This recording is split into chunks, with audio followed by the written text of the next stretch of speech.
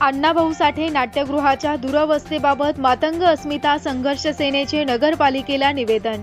साहित्यरत्न डॉक्टर अण्णाभाऊ साठे नाट्यगृहाची सध्या अत्यंत दुरवस्था झालेली असून तेथे अस्वच्छता आणि नगर परिषदेच्या वतीनं पार्किंग सुरू असल्यामुळे सामाजिक व सांस्कृतिक वारसा धोक्यात आला। या पार्श्वभूमीवर मातंग अस्मिता संघर्ष सेना श्रीरामपूर तालुका शाखेच्या वतीनं नगरपालिका मुख्याधिकाऱ्यांना निवेदन देण्यात आलं।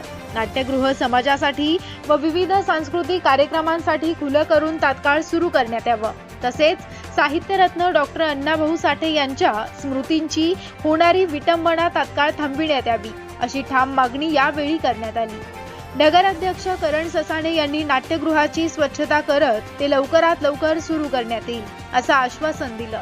मात्र तातडीनं कार्यवाही न झाल्यास समाज बांधवांच्या वतीनं तीव्र आंदोलन छेडण्यात येईल असा इशारा भागचंद नवगिरे यांनी दिला।